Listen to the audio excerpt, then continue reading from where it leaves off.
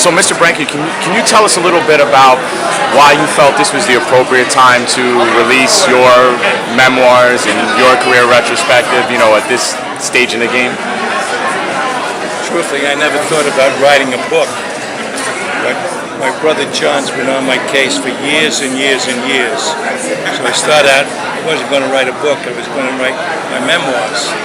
And I eventually gravitated to writing a book. And I started like a year ago, June. My brother died like a month and a half later. But he was happy that I was writing it. And John was my older brother, a year and a half old, but he was like my mentor, my coach, and we were very, very tight. So I know he's happy I've written it.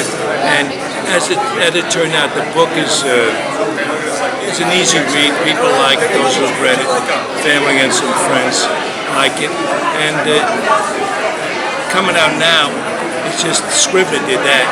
They think that the fall season is the best season for writing books and selling books.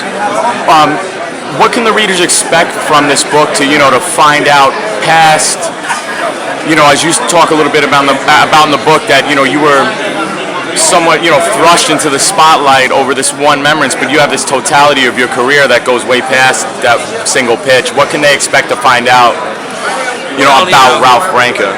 Well, they'll find out, who I really am, and that, if you look at it, I'm not the GOAT. The GOAT is a giant team. They did the most despicable act in the history of the game by going off the field, using a telescope, using a buzzer system, which nobody else did. And I mean, stealing signs on the field is part of the game. That includes the dugouts. But basically, to go in your locker room, hook up a buzzer system, look through a telescope and hook up a buzzer system to the bullpen and the dugout, which was conducive in the postmaster. That's totally despicable. And then I found out they stole them on the road too, so this team went 37-7, and prior to that they were 59-51. 8 games over 500, now they go 30 games over 500. So, it's totally out of whack, totally out of context that they would do that and take away what should have rightfully been the Dodgers' chance to play in the World Series and play against the Yankees. How do you feel about continuing to give back through the Sports Angels charity, which you helped to establish and that we're here tonight, to support? How do you feel about still being able in a position to, help assist youth participation in sports? Well, I think today it's more prevalent with the ball players. They make a lot of money and they set up charities because it's conducive, it's tax deductible, that they give money to charities and get tax deduction for it.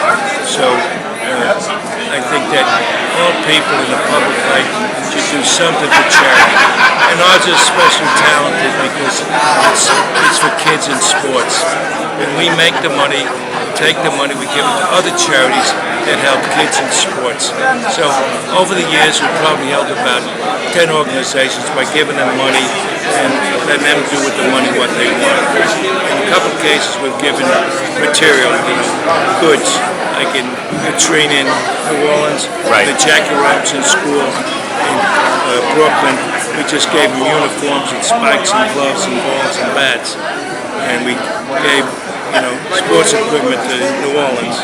Otherwise, we give money to certain things. We did give a uniform to a school up in Harlem. We gave them basketball uniforms.